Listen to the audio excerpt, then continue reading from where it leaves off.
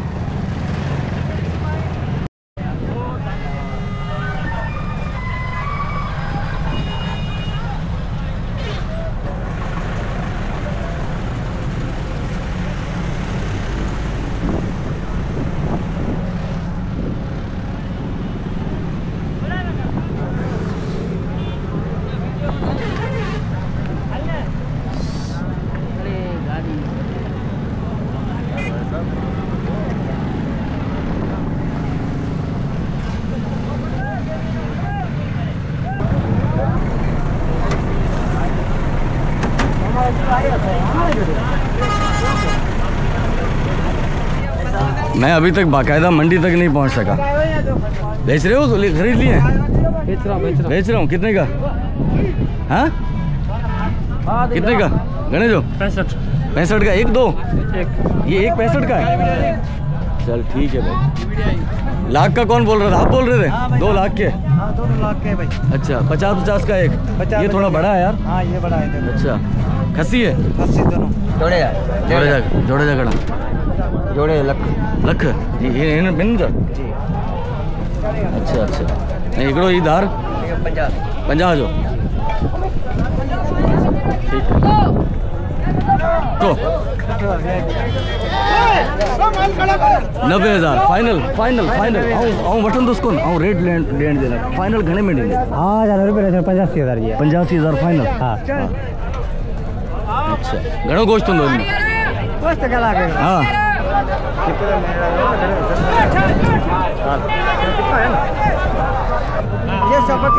यहाँ ये 6 बकरे हैं और हिंदू रेट सब है 60 सबनी जा 60। अच्छा सबनी जा 60। 14 से 15 किलो। 15 किलो।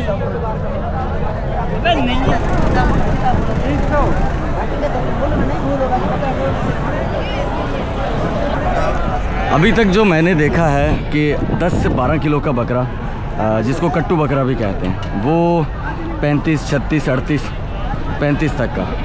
और जो अच्छे वाले नस्ल के बकरे हैं, जैसे ख़ास तौर पर ये बड़ी नस्ल के बकरे हैं। ये कौन सी टंडो आदम कपरी नस्ल कौन सी कहलाती है? कामोरी नस्ल। ठीक है। एक बकरा कितने का है ये? 2 लाख। 2 लाख रुपए का एक बकरा। तो ये तनव्वो है या क्या है कि एक बकरा आपको ये 2 लाख का मिलेगा। ये अलग नस्ल का है, शौकीन लोग हैं वो इसे ख़रीदते हैं। फेट होता है इसके अंदर, ये खुसूसी तौर पर पाले हुए होते हैं। लेकिन दूसरी तरफ 1.5 से 2 लाख में गाय भी मिल जाती है। तो शौक की बात है। ये बकरा 2 लाख रुपए का बता रहे हैं, तो फाइनल कितने का देंगे? मैं अभी बड़े जानवरों वाली मंडी में आ चुका हूँ जहाँ पर गाय बिक रही हैं, बछड़े बिक रहे हैं। लेकिन वो जो लास्ट आपने देखा होगा जहाँ मैंने आपको दिखाया था, उन्होंने कहा था 2 लाख रुपए का बकरे का रेट है। तो मैंने उनसे जो खुफिया बातचीत की है उसके मुताबिक वो 1,60,000 रुपये फाइनल में उसे बेच के जाएंगे। 2 लाख वो बता रहे हैं। तो गाय की मंडी में मैं आ चुका हूँ। यहाँ पर एक बछड़ा है मेरे सामने। और भाई क्या रेट मांग रहे हैं इसका?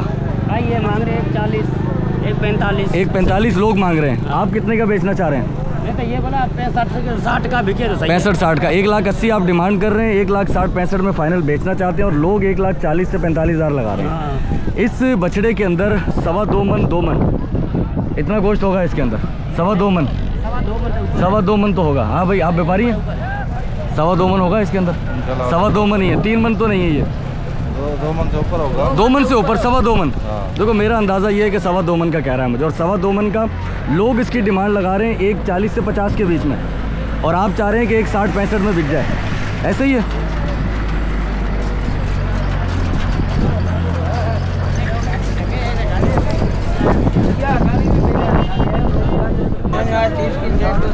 और ये एक भरपूर किस्म का बैल है।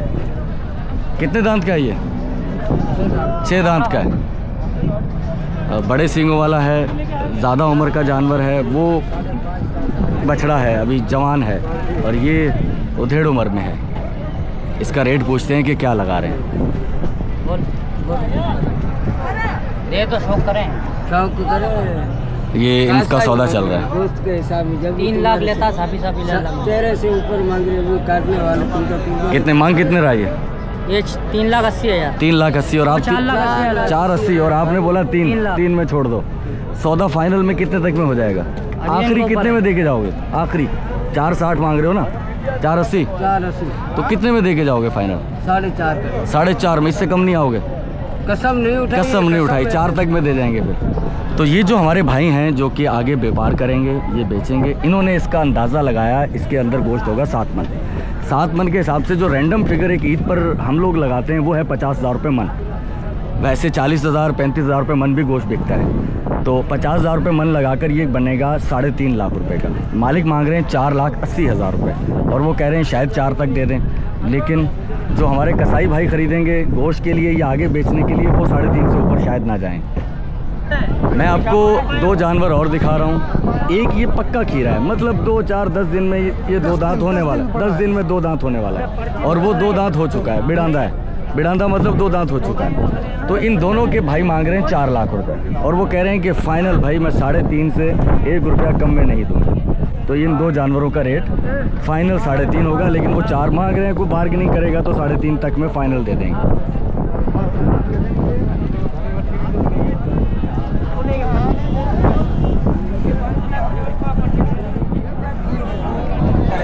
जहाँ नॉर्मल किस्म के मैंने जानदार आपको दिखाए हैं जानवर, वहाँ लग्जरियस किस्म के जानवर भी यहाँ मौजूद हैं। ये भावलपुरी नस्ल है, ऑस्ट्रेलियन नस्ल है। ये पूछ लेते हैं भाई कौन सी भावलपुरी ऑस्ट्रेलियन कौन से हैं? ये भावलपुरी नस्ल है।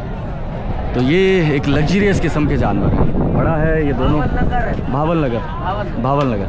ये बड़े वाला जो है जी क्या प्राइस है इसके? सीधा बात करो ना। सीधी 2 टोक। अच्छा हाँ 370 यार। अच्छा 370 में ठीक है ये? ठीक है। जिस तरह का जानवर है ये ठीक है, खूबसूरत लग रहा है। अच्छा कलर भी देखिए, कलर भी डिपेंड करता है कि कलर कितना खूबसूरत है। इसका कलर जो है ऐसा लग रहा है जैसे पेंट किया गया है। तो ये 570 का है। ये उससे ज़्यादा गोश्त में ज़्यादा है। और ये वो भावलपुरी या भावल नगर की जो नस्ल बता रहे हैं ये वो है। ये बीच वाला है, वो कितने का है? हाँ 380 370 और 570। ठीक है, ये तो एक लग्जरियस किस्म के जानवर है। और ये वाला ये हमने अभी ना माशाल्लाह। अच्छा बेच दिया। कितने में बिका ये? सच बताना यार फाइनल। अब तो बेच दिया। कितने में बिका? 5.5 में बिका। सही। अच्छा 12.5 मन का वजन। सही 5 कितने का? 5.50 5.50 ला।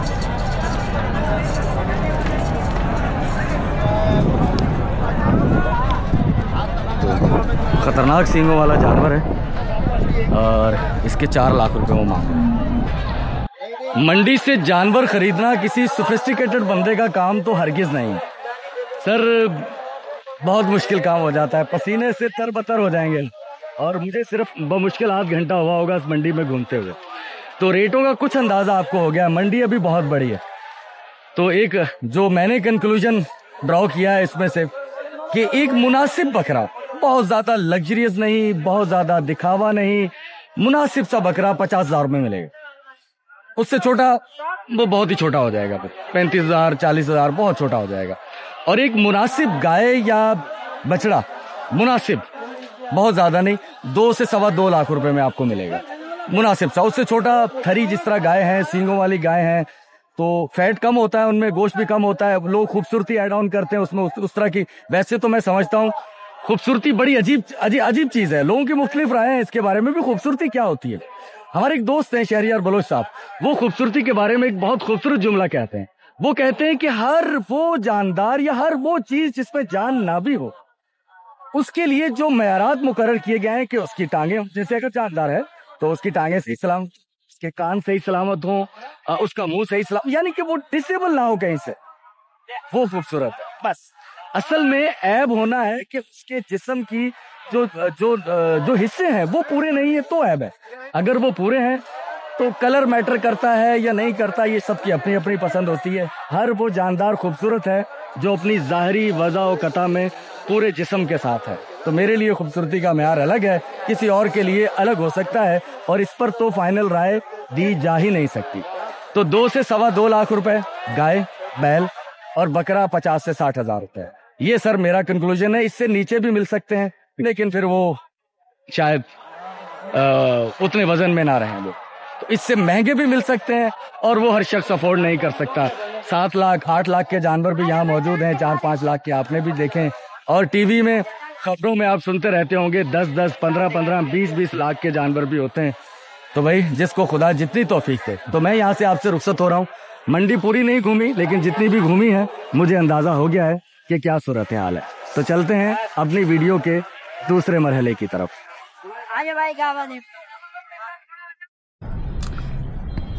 मैं घर में मौजूद हूँ, दिखाने के लिए यहाँ कुछ भी नहीं है, क्योंकि एक जुमला जो इस फैमिली ने मुझे कहा कि घर में एनर्जी सेवरों के अलावा कुछ नहीं है।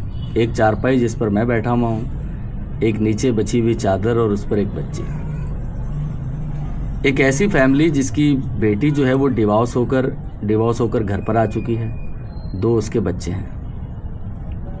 एक बेटी यहाँ सो रही है, साथ में अम्मा बैठी हुई है जिनके सर पर शौहर नहीं है, उनका इंतकाल हो चुका है। एक 17-18 साल का बच्चा जो बमुश्किल घर का किराया पूरा करने के बाद शायद चटनी से रोटी खाते हो पूरा महीना। और घर के अंदर ये मौजूद है कूलर भी किसी मेहरबान शख्स ने दिलाया है इन्हें।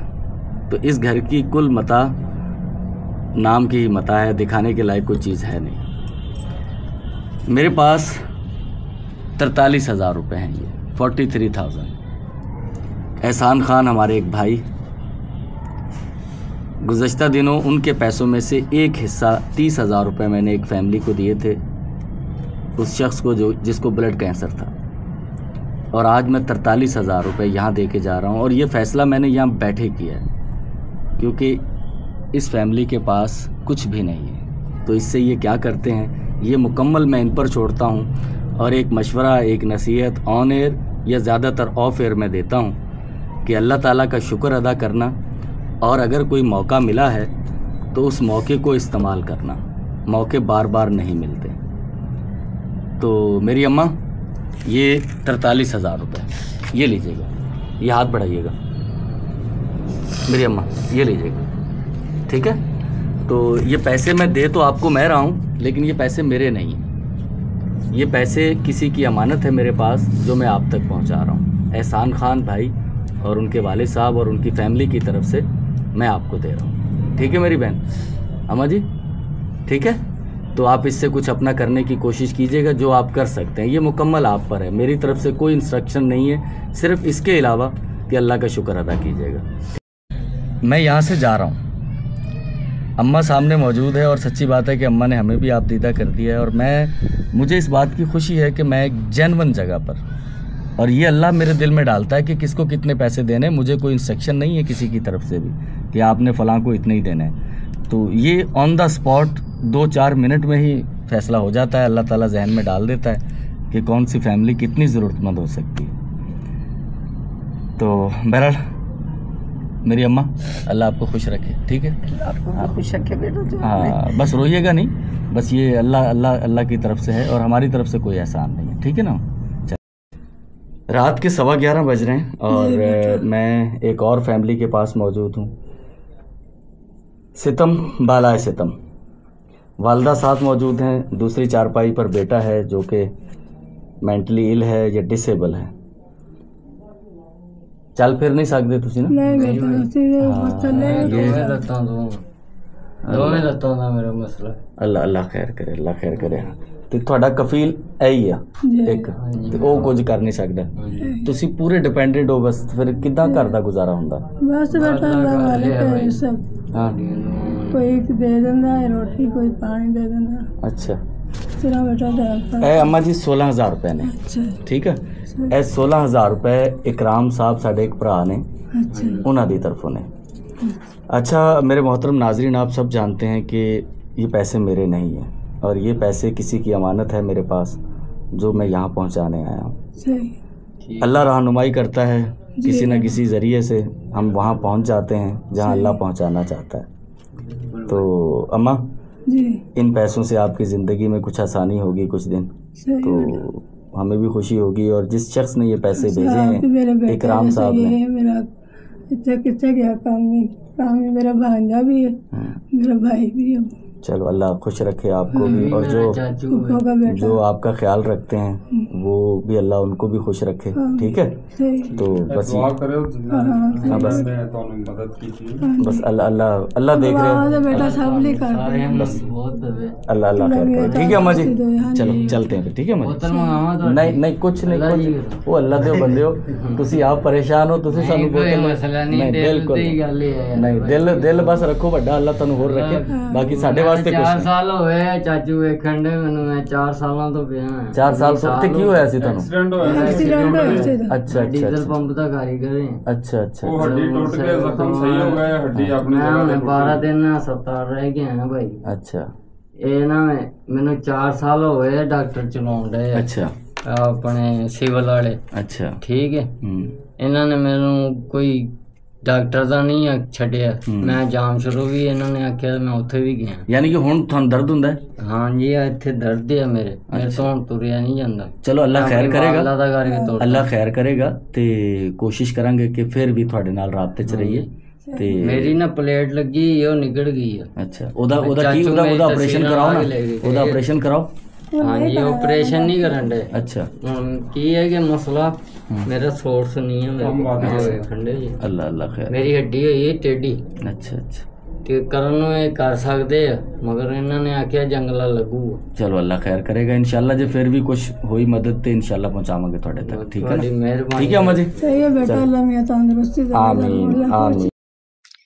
ये मंजर एक घर के बैरूनी दीवार के हैं। यहाँ बैरूनी दीवार होनी चाहिए थी लेकिन नहीं है।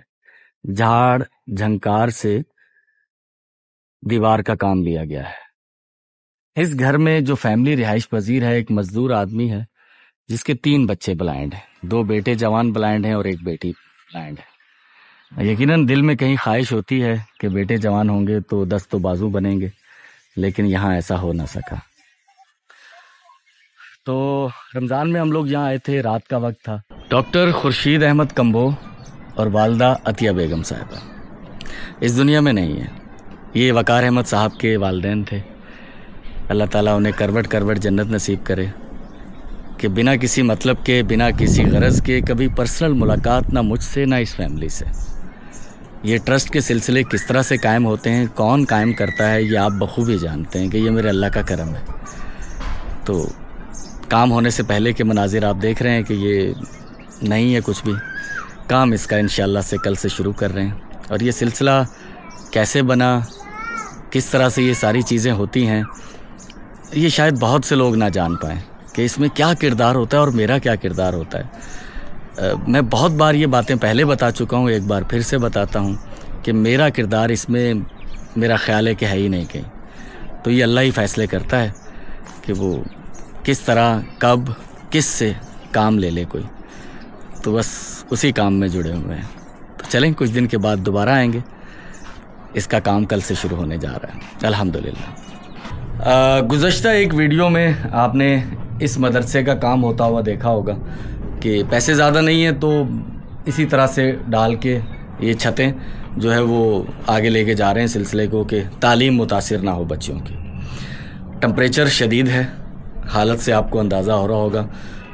शदीद तरीन गर्म दिन है आज, 44-45 बताया जा रहा है, लेकिन फील जो है वो 47 से 48, कल तो शायद 49 बताई जा रही थी। मेरे पास एक अमानत है और ये अमानत मुझे भेजी है मलिक रियाज साहब ने लाहौर से। 22,500 रुपये हैं। उन्होंने वो हमारी वीडियो देखी इस मदरसे की कि इस मदरसे में कसम पुरसी की हालत में भी जैसे भी है वो अपने काम को आगे, तालीम के काम को आगे जारी रखे हुए। तो मौलाना साहब मेरे पास मौजूद हैं। उस वीडियो में भी जिक्र किया था कि मौलाना साहब वीडियो में नहीं आते, कोई मजहबी नुक्ता नज़र है या वैसे ही वो नहीं आना चाहते, तो वो कोई इशू नहीं है। ये 22,500 रुपये मलिक साहब आपकी तरफ से, मौलाना साहब आपके, ये हम बस इतना सा दिखा देते हैं, बाकी हम ठीक है। ये 22,500 रुपये गिन लीजिएगा मौलाना साहब।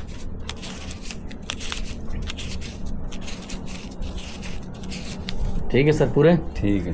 तो मलिक रियाज साहब आपकी तरफ से जो मेरे पास एक अमानत थी, मुझे खुशी होती है हर अमानत को उसके हकदार तक पहुंचाकर कंधों से ज़िम्मेदारी का जो वो होता है ना, वो अदा हो जाने का वो एक अच्छा फील होता है। तो बहुत एक अलग किस्म की वाइब्स आती हैं। गुनाहगार लोग हैं, बहुत सारी सुन्नतों पे अमल नहीं कर पाते हम लोग। एक अमानतदारी की सुन्नत जो कि हुज़ूर सल्लल्लाहु अलैहि वसल्लम की उस वक्त भी थी। ये जब मैं आता हूँ ना मज़हबी मुकामात पर, तो फिर वो वाइब्स आती हैं यार, थोड़ा क्लोज़ महसूस करता है बंदा। वो हुज़ूर सल्लल्लाहु अलैहि वसल्लम की उस वक्त भी सिफ़त ख़ासा थी जब बज़ाहिर दुनिया वालों को इस बात का इल्म नहीं था कि ये आखिरी नबी है। दुनिया वाले उस वक्त जिस तरह और लोग थे, इस तरह हुज़ूर सल्लल्लाहु अलैहि वसल्लम भी उस माशरे में रहते थे। एक मुमताज़ हैसियत उस हवाले से तो थी कि उनका किरदार माशाल्लाह बहुत अच्छा था, लेकिन लोग उन्हें अल्लाह के नबी की हैसियत से नहीं जानते थे। लेकिन उस वक्त भी वो ये जानते थे कि ये हस्ती जो हैं ये सादिक भी हैं और अमीन भी हैं। तो खुशी होती है कि अल्लाह ताला हमारे जो और गुनाह हैं उनसे पर्दा पोशी फरमाए और हमें इसके बदले में ही हमारी आक़िबत संवर जाए। चलते हैं यहाँ से।